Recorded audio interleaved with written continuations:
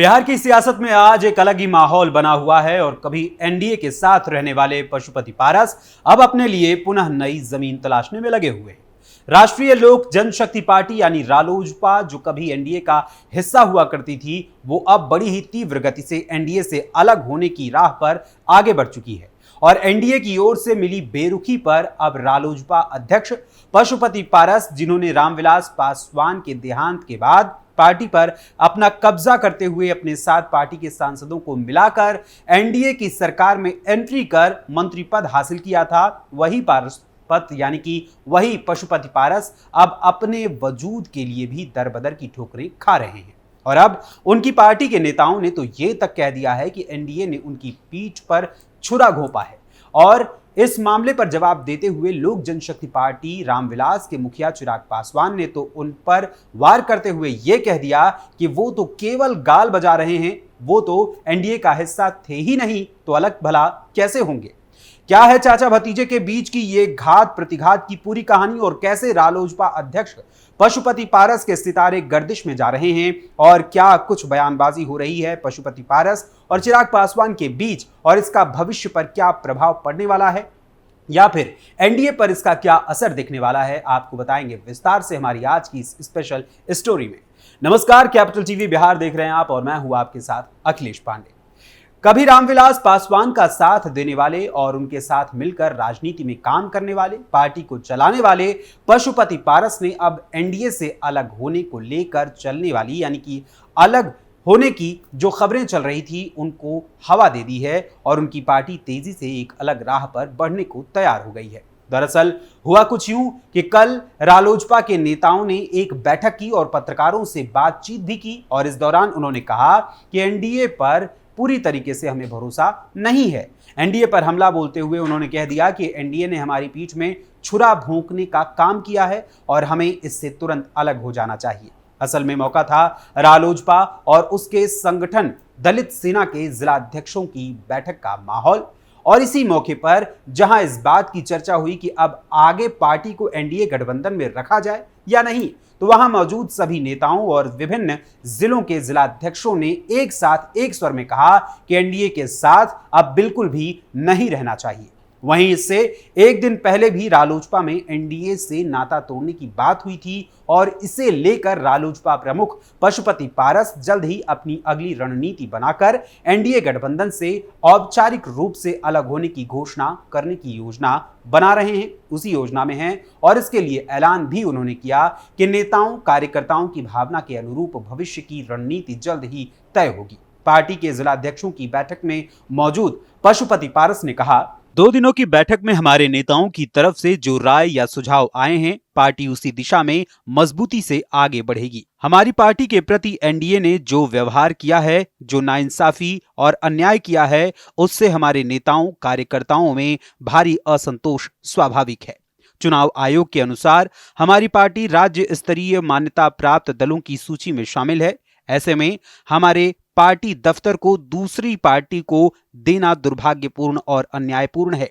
High court के फैसले के अनुसार मुख्यमंत्री नीतीश कुमार हमारी पार्टी को दफ्तर उपलब्ध कराएं। 28 नवंबर को पार्टी की स्थापना दिवस पर मेरे पैतृक गांव शहर बन्नी में पार्टी के संस्थापक रामविलास पासवान व रामचंद्र पासवान की प्रतिमा का अनावरण होगा। देश भर से लोग आएंगे और 1 दिसंबर से 31 मार्च तक सदस्यता अभियान चलेगा, जिसके अंतर्गत बिहार में पार्टी ने 20 लाख सदस्य बनाने का लक्ष्य रखा है। एक और जहां रालोजपा अध्यक्ष पशुपति पारस यानी कि पारस ने खुद की पार्टी को एनडीए से अलग करने का निर्णय लिया है, तो वहीं इसी क्रम में रिश्ते में उनके भतीजे लगने वाले चिराग पासवान ने उनके इस ऐलान और फैसले पर गहरा घात किया है और कहा कि भला वो एनडीए में थे ही कब, अलग तो वो होता है जो गठबंधन का हिस्सा हो, वो एनडीए में रहेंगे तब ना खुद को अलग करेंगे। दरअसल जब रालोजपा के अध्यक्ष पशुपति पारस के मामले को लेकर पत्रकारों ने चिराग पासवान से बात की, तो इस दौरान चिराग पासवान ने पशुपति पारस पर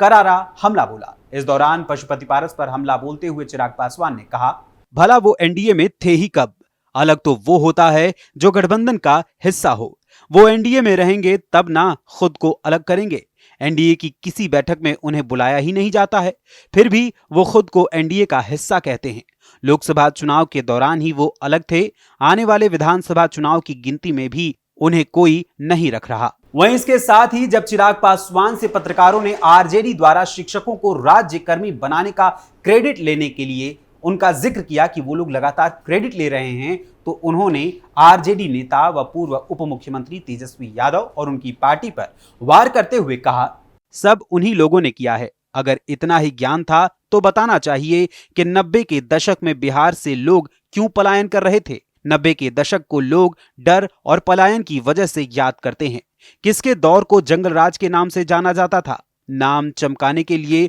कुछ लोग क्रेडिट लेना चाहते हैं। जनता जानती है कि कौन काम कर रहा है। एक और जहां रालोजपा अध्यक्ष पशुपति पारस एनडीए से अलग होने की बात कर रहे हैं, तो वहीं दूसरी तरफ एनडीए ने खुद ही उनसे बहुत पहले ही किनारा कर लिया हुआ है। हां, लेकिन इसकी औपचारिक घोषणा भले नहीं की गई है, मगर अनौपचारिक रूप से लोकसभा चुनाव से पहले ही एनडीए ने इनसे यानी कि पशुपति पारस से किनारा कर लिया था। चूंकि जनाधार के नजरिए से यदि देखा जाए तो लोजपा के मूल वोटर्स इस समय चिराग पासवान से अधिक जुड़े हुए हैं, उन्हीं के साथ खड़े नजर आ रहे हैं, जबकि पशुपति पारस से उनका मोह भंग हो गया है। और इसी का परिणाम था कि लोकसभा चुनाव में एनडीए की ओर से मिली 5 सीटों की जिम्मेदारी पूरी तरीके से निभाते हुए उन पर क्लीन स्वीप के साथ चिराग पासवान ने, उनकी पार्टी ने 100% स्ट्राइक रेट के साथ जीत हासिल की थी। और इसके चलते उनका कद भी राजनीति में बढ़ा था और इस बार की केंद्र सरकार में उन्हें मंत्रिमंडल में शामिल भी कर लिया गया।